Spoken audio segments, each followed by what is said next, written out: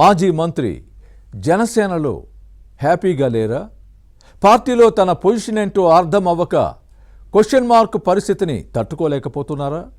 తన political future ఏంటో అర్థం అవ్వక ఆందోళన చెందుతున్నారా?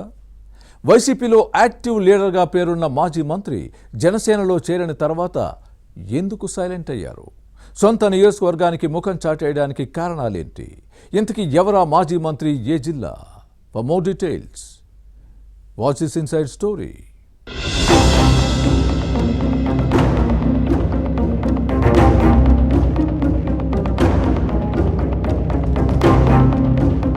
ప్రకాశం జిల్లా మాజీ మంత్రి బాలినేని శ్రీనివాసరెడ్డి పొలిటికల్ ఫ్యూచర్ ఏంటనే అంశం చర్చనీయాంశంగా మారింది. కూటమి అధికారంలోకి వచ్చిన తర్వాత వైసీపీకి గుడ్ బై చెప్పి జనసేనలో జాయిన్ అయ్యారు. కానీ పార్టీ కార్యక్రమాల్లో ఎక్కడా కనిపించడం లేదు. సైలెన్స్ కు కారణం ఏంటనే అంశం అందరినీ వేధిస్తోంది. జగన్ బంధువైన బాలినేని వైసీపీ ఆవిర్భావం నుంచి పార్టీలోనే కొనసాగారు. ప్రకాశం జిల్లాలో రాజకీయాల్లో చక్రం తిప్పారు. అన్ని వ్యవహారాలు ఈయన కనుసన్నల్లోనే జరిగేవి. జగన్ కేబినెట్ లో మొదటి 3 ఏళ్లు పనిచేశారు.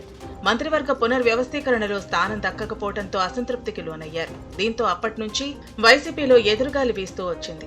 గత ఎన్నికల్లో పార్టీ అధికారం కోల్పోయింది. ఒంగోలు నుంచి బరిలో దిగిన బాలినేని టీడీపీ అభ్యర్థి దామచర్ల జనార్దన్ చేతిలో భారీ ఓట్ల తేడాతో ఓడిపోయారు. ఇక అప్పటి నుంచి ఫ్యాన్ పార్టీకి దూరం అయ్యారు.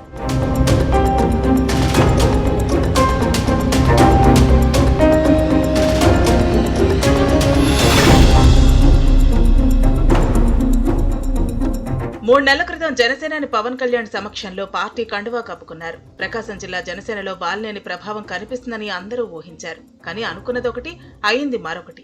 గ్లాసు పార్టీలో చేరినప్పటి నుంచి సైలెంట్ అయ్యారు. జనసేనలో జాయిన్ అయిన తర్వాత నుంచి ఒంగోలుకి కూడా ముఖం చాటేశారు. హైదరాబాద్కే పరిమితం అయ్యారు. దీంతో బాలినేని శ్రీనివాసరెడ్డి మౌనానికి కారణం ఏంటన్నది చర్చనీయాంశంగా మారింది. జనసేనలో చేరితే ప్రకాశం జిల్లాలో వైసీపీ ఖాళీ అవుతుందని ముందుగా పెద్ద ప్రచారమే జరిగింది. బాలినేనికి ముఖ్య అనుచరులుగా ఉన్న Ongole mayor Gangada Sujatha, deputy mayor Vemuri బుజ్జితో పాటు మాజీ మంత్రికి సన్నిహితంగా మెలిగిన 22 మంది వైసీపీ కార్పొరేటర్లు టీడీపీ ఎమ్మెల్యే దామచర్ల జనార్దన్ సమక్షంలో సైకిల్ ఎక్కేశారు. దీంతో ఒంగోలులో కొత్తగా వైసీపీ నుంచి బయటకొచ్చి జనసేనలో చేరి బాలినేని వెంట నడిచే ద్వితీయశ్రేణి లీడర్లు కనిపించడం లేదు. ఇది కూడా కొంత ఇబ్బందిగానే మారింది.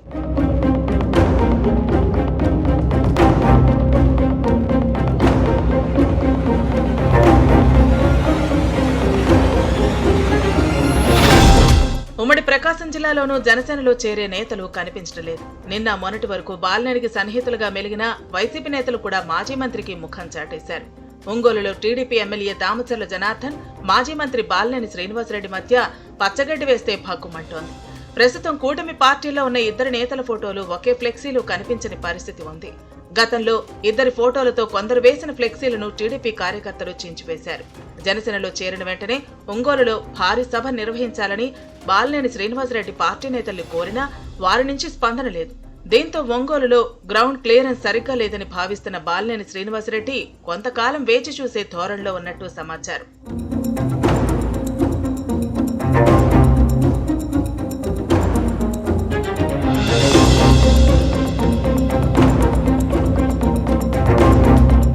మాస్ లీడర్ గా పేరున్న బాలినేనికి జనసేన అధినేత ఉప ముఖ్యమంత్రి పవన్ కళ్యాణ్ తో సత్సంబంధాలే ఉన్నాయి.